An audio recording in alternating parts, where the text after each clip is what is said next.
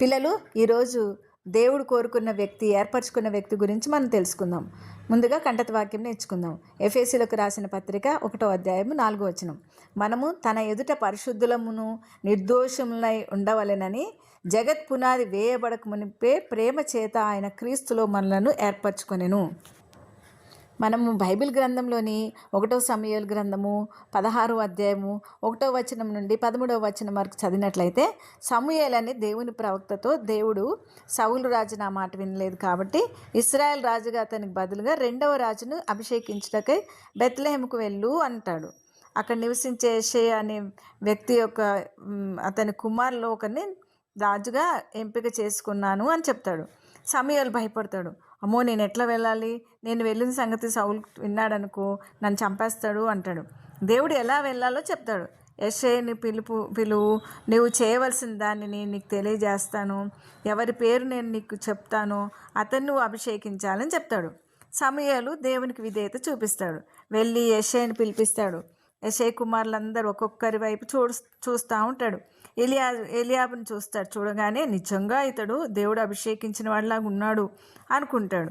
కానీ దేవుడు ఏమంటాడంటే, అతని రూపాన్ని, ఎత్తుని నువ్వు లక్ష్య పెట్టకు, నేను అతను త్రోసివేశాను. మనుషులు పై రూపాన్ని లక్ష్య పెడతారు కానీ నేను హృదయాన్ని లక్ష్య పెడతాను అని అంటాడు. యెషయా 7 కుమారులను చూపించాడు. ఎవరిని దేవుడు ఇష్టపడలేదు. ప్రతి ఒక్కరిని అంటున్నాడు. అతడు ప్రభు ఎన్నుకున్నవాడు కాదంటున్నాడు. తర్వాత సమూయేలు, నీకు ఉన్న కుమారులందరూ వీరేనా అని అడుగుతాడు. అప్పుడు యెషయా అంటాడు, ఇంకా నా చిన్న కుమారుడు ఉన్నాడు, అయితే వాడు గొర్రెలు కాచుకునేవాడు, వాడేమో అన్ఫిట్ అన్నట్టు మాట్లాడతాడు అనమాట. అతను ఇక్కడ తీసుకురా అని చెప్తాడు సమూయేలు.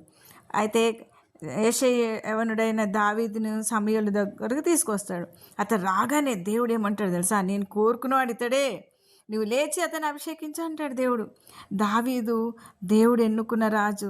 మిగతా సహోదరులందరూ చూస్తుండగానే తైలపు కొమ్ముతో తీసుకొని ఆయన అభిషేకిస్తాడు రాజుగా. దేవుడి ఆత్మ దావీదు మీదకి బలంగా వస్తుందన్నమాట.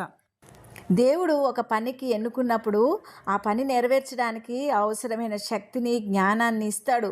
దేవుని ఆత్మకు తోడై ఉండి గొర్రెలు కాచుకునేవాడు, గొప్ప యోధుడుగా, కీర్తనాకారుడుగా, ఇశ్రాయేల్ రాజుగా, నాయకుడుగా దావీదును అభిషేకించగానే దావీదు హృదయము, జీవితం మారిపోయింది. చూసారా? దైవికముగా అతను ఏ విధమైన గొప్ప కార్యాలు చేశాడు చూశారు కదా. సమూయేలు తైలంతో అభిషేకించిన నాటి నుండే దేవుడు అతన్ని పనుల కోసము ఉపయోగించుకున్నాడు. దేవుడు దావీదుని అభిషేకించినట్లే అందరి మీద కూడా దేవుడు ఇప్పుడు ఆత్మను కుమ్మరించాడు.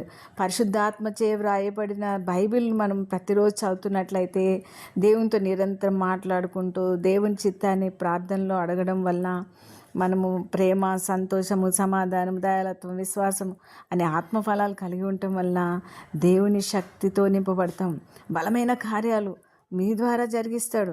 మరి ప్రార్థించుకుందామా? ప్రార్థన. ప్రేమైన యేసు, నా హృదయాన్ని చూస్తున్నావు, నీకు వందనాలు. నా పట్ల నీకు ఒక ఉద్దేశం ఉందని తెలుసుకున్నాను.